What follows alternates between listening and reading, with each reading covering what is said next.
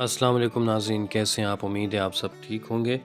آج ایک نئی ویڈیو کے ساتھ ہم آپ کی خدمت میں حاضر ہیں۔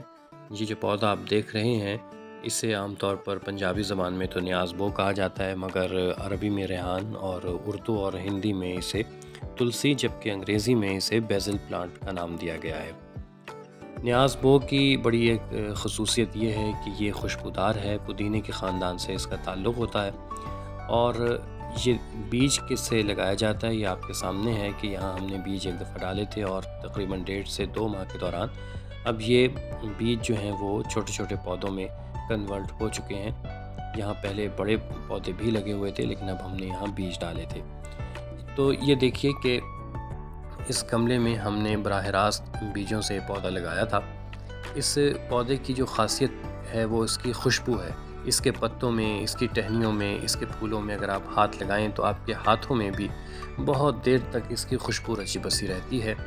اور آپ دیکھیے کہ اگر آپ چلتے ہوئے اسے چھو بھی لیں گے تب بھی آپ کے پاس سے ایک اس کی بھینی بھینی سی خوشبو آپ محسوس کریں گے۔ سائنسی اعتبار سے بھی کہا جاتا ہے کہ اس کی خوشبو جو ہے ذہنی تناؤ کو کم کرتی ہے۔ اس کے بیج اس کے پھولوں میں ہوتے ہیں، جب یہ سوکھ جاتا ہے سردیوں میں عام طور پر بالکل ایسا لگتا ہے کہ جیسے یہ سوکھ گیا، تو اس کے بیج جنہیں ہم تخم ملنگا عام طور پہ کہتے ہیں، مگر ان کا اصل نام تخم بالنگا یا تخم ریحان ہے، جو کہ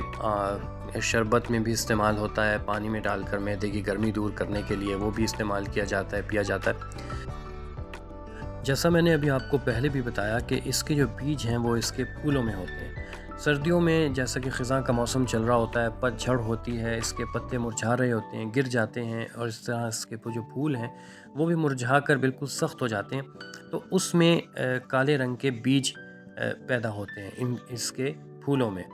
یہ جو ابھی آپ کے سامنے کاسنی رنگ کے جو پھول ہیں یہ بالکل سخت ہو جائیں گے سردیوں میں، اور ان میں یہ جو پھول آپ دیکھ سکتے ہیں یہ اس طرح سے سخت ہو جائیں گے، تو اسے بالکل مسل کر میں نے بھی یہ ایسے ہی حاصل کیا تھا۔ ایک جگہ میں گیا تھا اور میں نے وہاں اسی طرح سوکھے ہوئے پھولوں کو مسلا تھا۔ اس میں تو کالے بیج جس طرح سے نہیں ابھی پیدا ہوئے، مگر اس پودے میں وہ کافی کالے بیج تھے جنہیں ہم تخم بالنگا یا تخم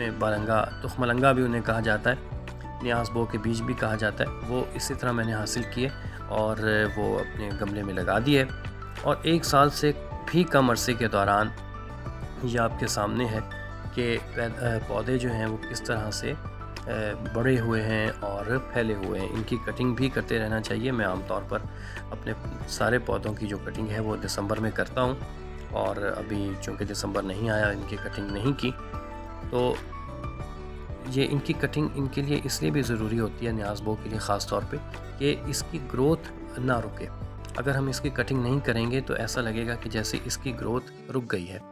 میں نے وہ جو بیج تھے کچھ تو اس گملے میں ڈائریکٹلی ڈال دیے تھے اور کچھ دوسرے چھوٹے گملوں میں ڈال دیے تھے جن سے جو پودے ہوگے، تو وہ میں نے اس والے گملے میں شفٹ کر دیا، یہ آپ کے سامنے، مگر اس میں میں نے ڈائریکٹلی بیج ڈال دیے تھے۔ اگر ہم دیکھیں اسے تلسی کے پودے کو، تو اس کی افادیت کو، تو انڈیا میں تو اسے باقاعدہ طور پر مقدس سمجھا جاتا ہے۔ بعض گھروں میں تلسی کو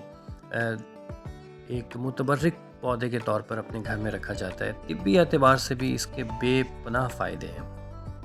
اس کا اول تو میں نے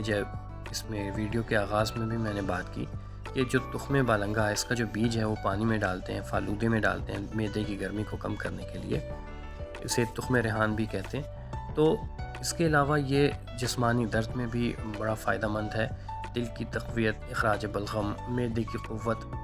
ان سب میں یہ بہت زیادہ فائدہ مند ہوتا ہے۔ اس کا قہوہ ادرک اور شہد کے ساتھ پیا جاتا ہے اس کے پتوں کا، کیونکہ یہ اینٹی بیکٹیریل بھی ہے، اینٹی سیپٹک بھی ہے، اور ہمارے امیون سسٹم جو ہماری قوت مدافعت ہے اس کے لیے بھی بہت زیادہ معاون ہے۔ اس کے ہومیوپیتھک میں اس کے ڈراپس بھی تیار ہوتے ہیں۔ گھر میں رکھے ہوئے پودوں کی وجہ سے اگر گھر میں مختلف پرندے آئیں اور حشرات آئیں تو وہ اور بھی اچھا لگتا ہے۔ بعض دفعہ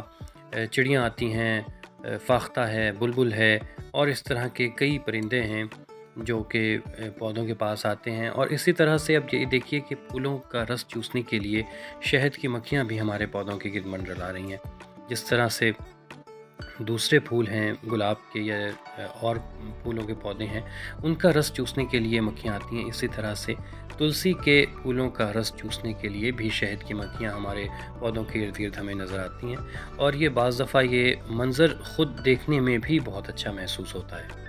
تلسی کا پودا حاصل کرنا کوئی مشکل کام نہیں ہے، آپ نرسری جائیں، وہاں نیاز بو یا تلسی کا کہیں تو وہ آپ کو بآسانی تلسی کا پودا دے دیں گے، مگر اگر آپ اسے بیج سے لگانا چاہتے ہیں تو اس کے لیے بہتر ہے کہ آپ کی مٹی جو ہے وہ اتنی اچھی ہو کہ اس میں بیج بآسانی سروائیو کر سکے، پودا بنا سکے۔ اس کے لیے ضروری ہے کہ آپ ایک حصہ یہ کھاد کا لیں، چاہے وہ پتوں کی کھاد لیف کمپوسٹ ہو یا گوبر کی کھاد ورمی کمپوسٹ ہو، اور 3 حصے مٹی کے لیں۔ مٹی میں بھل مٹی ہو تو وہ سب سے بیسٹ ہے، اگر آپ کو بھل مٹی نہیں مل سکتی اور مٹی آپ کی گارڈن سوئل جو ہے وہ سخت ہے تو آپ اس میں ریت بھی ملا سکتے ہیں۔ ریت کا ملانے کا فائدہ یہ ہوتا ہے کہ حالانکہ وہ بھل مٹی کا متبادل تو نہیں ہو سکتی مگر کافی حد تک اس کی کمی پوری کر سکتی ہے۔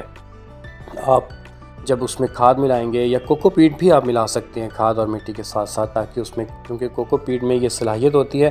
کہ وہ پانی کو اپنے اندر سٹور رکھتی ہے اور بیج کو نمی ملتی رہتی ہے، اس لیے آپ کوکو پیٹ بھی ملا سکتے ہیں، اور اس کے ساتھ کھاد اور اچھی مٹی اس میں آپ بیج ملائیں تو یقیناً آپ کے پودے کی گروتھ بہت اچھی ہوگی۔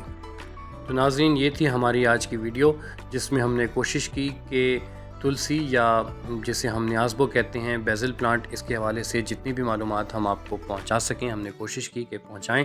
تو امید کرتا ہوں کہ آج کی ویڈیو آپ کو بہت پسند آئی ہوگی۔ اگلی ویڈیو تک کے لیے اجازت دیجیے۔ اللہ نگہبان۔